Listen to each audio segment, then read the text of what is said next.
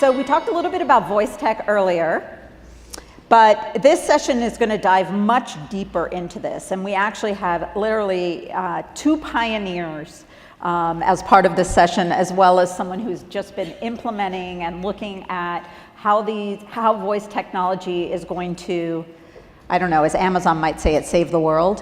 But I don't think it's going to save the world, but I think it's going to do a lot in healthcare. And I think this is the year for voice. I think this is going to be a big, big year. And so hopefully next year we'll be able to share with you a lot more on what is going to be happening, what has happened with it, how has it overcome hurdles in not feeling like you have a spy in your house, and all of these types of things. So really excited to welcome to the stage. You guys can join me up on stage. Lori Orlov, who is not only a dear friend, I've known her, should we not say how long? A long time. I had a company before I did this, and Lori was literally the only person writing about aging in place technology, and she wrote for my website, gilbertguide.com. So it's really an honor to have her here speaking this year. Thank you. I'll let you take it from here. All right. There are other speakers, Gina Beck and Nate Treloar, are going to introduce themselves when they get started. But I'm going to get started with a little bit of landscape that is the context for the rest of this conversation. The Verge just published a new statement by someone at Amazon that says there are now 100 million devices with Alexa on board. CTA, I don't know if you saw the CTA chart that's floating around, says in the USA there are 36.6 million units of smart speakers, 20 million smart watches. Google says that there are soon going to be 1 billion devices that have the Google Assistant on the device.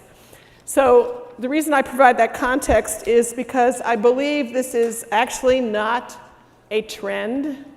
This is the way it is. Our interactions are going to be voice enabled, and we are going to be our own best selves when trying to speak to devices the way we are meant to interact with technology, not pinching, swiping, zooming, doing all of the miserable things that we do on our smartphones, including downloading patches, upgrading, and not to mention dealing with glass that has become so sensitive that it is, if you had any tremor in your hand whatsoever, or 10 cups of coffee, your hands would be moving over the very sensitive glass, mistyping, misswiping, and not getting what you actually wanted. Because it is now difficult for people to learn new apps, new versions, constantly being downloaded, you all know this, a new version shows up on your device that says it's ready to download now. And that is what we are dealing with. And so voice is the way we can be ourselves and interact with devices the way we want to. But most importantly, voice technology is going to be a major opportunity for older adults who missed all of those intervening devices. They did not adopt them, especially when smartphones got so sensitive. Last year, 24 million feature phones were sold in the United States. That's the clamshell phone. And not just to seniors. So feature phones are being sold because they're easier to have a call on than a smartphone. That's why we have such an opportunity. So we want to speak to our technology. We want to speak to our smartphones, ask the assistant what we want to do, and we are going to do that. It is not 100% ready for prime time in all ways. It's year 1, it's year 2, whatever year you want to think of it. It's the year in which voice is becoming mainstream and an interface for everything we buy, whether it's cars or stereo equipment or whatever it happens to be. We are going to interact with our voice if we can. So with that, I would like to turn it over to our panelists, and we'll start with Nate. Nate, go ahead. Yeah, so Nate Treloar, president and co-founder of a software company called Orbita, based out of Boston. And we have been doing this about 3 years. What we do is we help healthcare organizations across the industry tap the potential of these voice and conversational assistants like the Amazon Alexa and Google Assistant. And just a little background and how we became interested in this, and I think Lori's alluded to this. We see this as more than a trend. There's plenty of hype associated with devices like the Echo and their potential to impact healthcare. But I've told the story enough, but it's possible some of you have heard this. But my epiphany moment was lending an Amazon Echo to an elder neighbor of my parents, this 82-year-old vision-impaired gentleman. And I just lent it to Arthur, and I said, I'll come back in 2 weeks and see how it goes. And I came back in 2 weeks, and I said, how has this worked for you? And in no uncertain terms, he said, this has changed my life. And of course, I heard that, and I said, of course. And here's somebody who's living alone, can't see. Little things like being able to know what the weather is outside, never mind being able to manage his care plan or his medication. Little things like that were not easy for him. And he had an iPhone, but he had to know where it was. So our mission at my company is to help healthcare organizations improve the quality of care, improve clinical efficiency, address really the triple aim of healthcare through the power of these next generation voice applications. Okay, over to you, Gina. Hi, I'm Gina Beck. I am the Senior Care Practice Leader for CDW Healthcare. And CDW, for those who may not know, we are the largest technology solution provider from business to business perspective.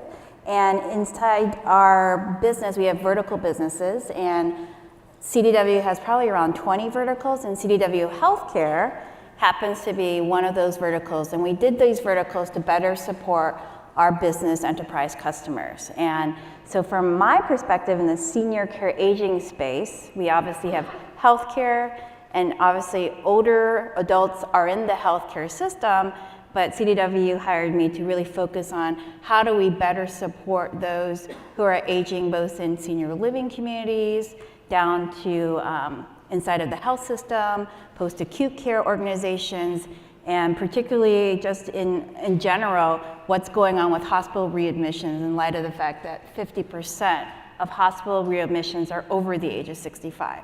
Technology is a really big piece of this, and adoption from the elder care side has always been, and that's partially how Lori and I have become such good friends through the years, and better understanding that adoption is a really big piece of technology usage. And voice, as we are all firm believers, we believe is unlocking that overall experience. So let's talk about sort of the fundamental question we started with thinking about for this session, and that is this a flash in the pan? Is something going to subsume this, replace it, and be the trend or the next pet rock, if you will, in the technology space? Or what are your thoughts about that? Well, consider the source here. I obviously don't think it's a flash in the pan. I think this is a fundamental new wave in digital technology. The way we characterize it, in fact, it's not even, we didn't originate this. I think it was a Goldman Sachs report that came out a few years ago that talked about the different stages of digital evolution, starting with the static PC web. We got browsers, we have PCs, evolving into the mobile web, and where we have a different form of interaction, touch and swipe, et cetera, and then moving into these hands-free interactions. So we think of this as really just the third wave, and maybe not the last wave. We could probably come back in 10 years, we'll be talking about brain-to-computer interfaces, right? But right now, voice as an interface has found its place in the market, and certainly on the consumer side, why we're all here, and increasingly in healthcare. So I'm cutting out. I don't know if that's on my side or not. Anyway, so I don't think it's a flash in the pan at all. How about you, Gina? No, and I think to your point, and you bring in a lot of statistics and data around the adoption of technology, and when you brought up the touch experience, as we all know, as we grow older, our hands get more drier, and the touch experience is not necessarily conducive to actually swiping and doing those things that we naturally would do when we're younger. And because of that, having an apparatus that doesn't allow touching and actually using voice becomes a huge adoption bridge. And not only for that, but for disabilities. Whether you're aging disabilities or those with disabilities, we're actually doing things in deployments with some of our customers where we're having a fully integrated home where the people inside that room and that home actually can't speak, which you have to think about, how does voice work with those who can't speak?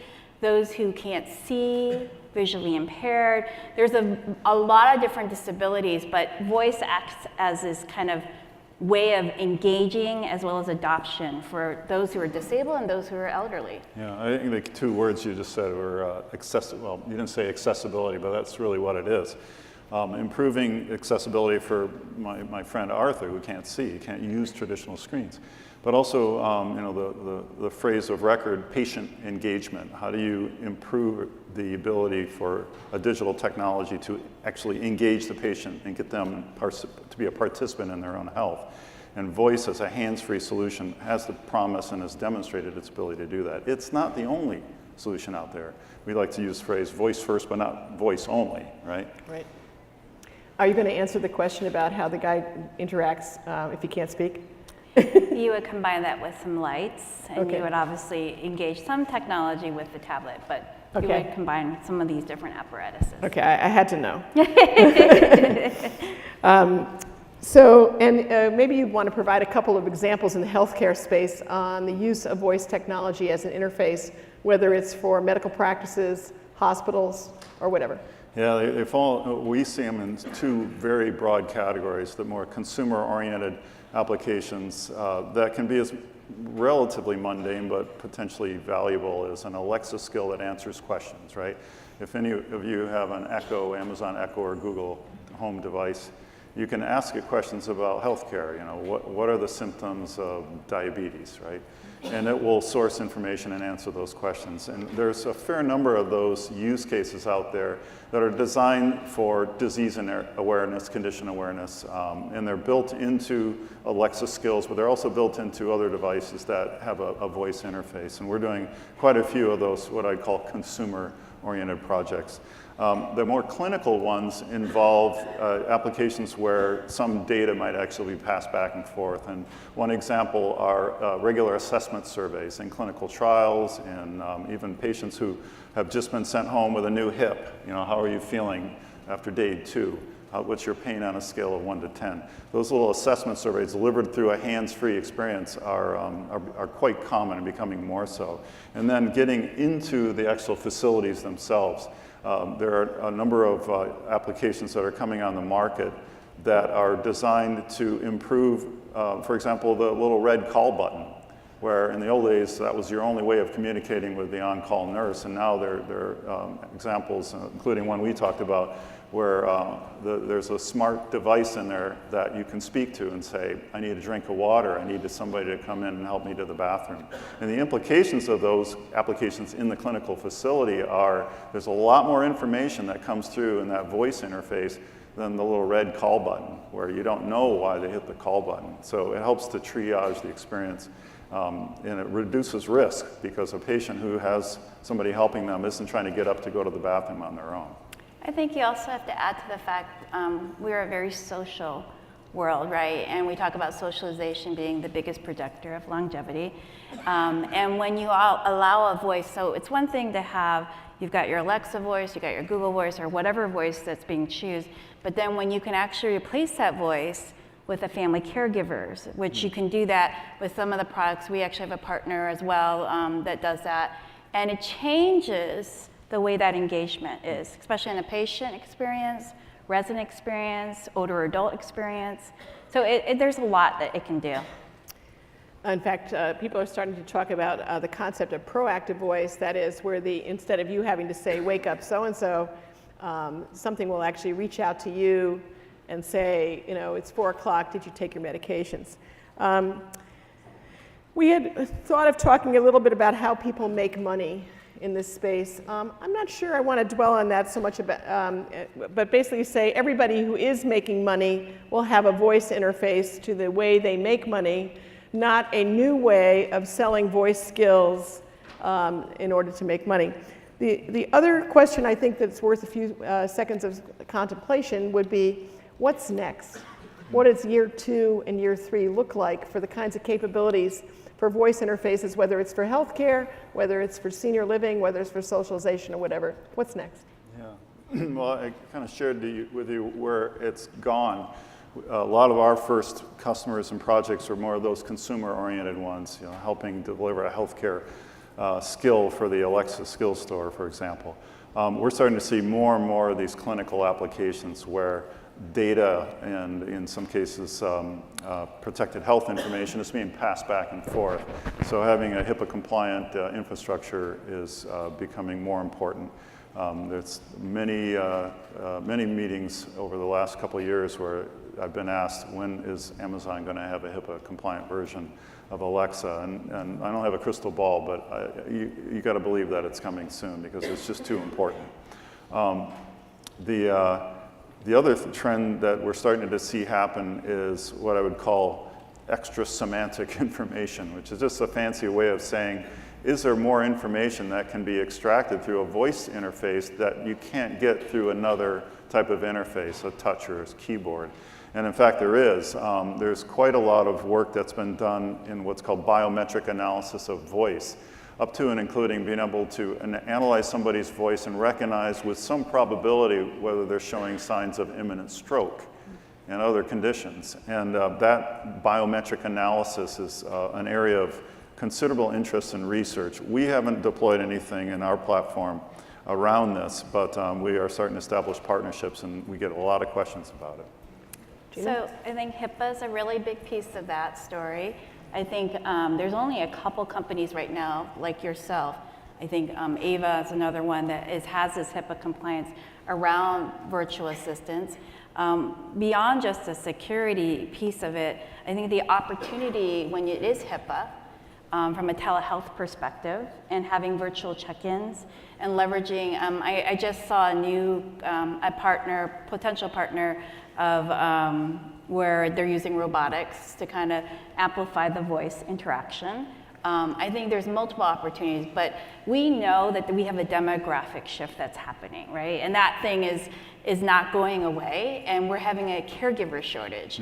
So the more that we can engage particularly this older population that is reluctant to adopt technology, but if the voice is allowing that adoption to happen, then how do we engage with primary care, geriatrics, telehealth? There's a huge opportunity, and I believe 2019, 2020, we're going to see a lot of these iterations inside of some forward-thinking health systems. Mm-hmm. So with that, are we looking for a sign from our moderator? Are we supposed to be wrapping up at this point? We have 2 minutes. Oh, we have 2 minutes. Oh. All right. So one of the things to think about, because I actually have many examples of this on my blog and I've put together in presentations, the various pilots going on, Mayo Clinic and a number of other organizations that are piloting voice interfaces for what might think of as, how do I find the parking lot in a hospital, what's my symptom checkers, who's my doctor, is actually a good one. But on the other side of the equation are also the healthcare professionals themselves looking to ask questions in the middle of a surgery and find out an answer to a question, and also find out the name of the next nurse that may show up to replace the other nurse in this procedure. And so if you think about that, the ability to speak, to interact as a transaction without touching a screen, without picking up a telephone, without getting your hands otherwise compromised in what you're doing, that applies to so many professions, but in particular, I think it's going to be a really big deal in healthcare. And I urge you to take a look if you just start looking at voice interfaces in healthcare, you're going to just see so many examples. It's crazy. And if anybody wants my slides with the examples, I'm happy to send them along. And I would also offer, in our backyard, Boston Children's Hospital is one of the most innovative health systems that I've seen out there in experimenting in voice. They told me they have over 100 use cases that they're exploring. Mayo Clinic is another one that's doing quite a lot of work in this area. So there's some good references out there if you're in the healthcare space and you're interested in exploring applications of voice-assistive technologies for patients, for clinicians, and check out those two organizations. The Children's Hospital one is called KidsMD, if anybody wants to look that up. Yeah. Cedars-Sinai as well. Cedars-Sinai. They've also done some virtual voice stuff. All right, well, there you go. That's the last second. Thank you so much. Thank you.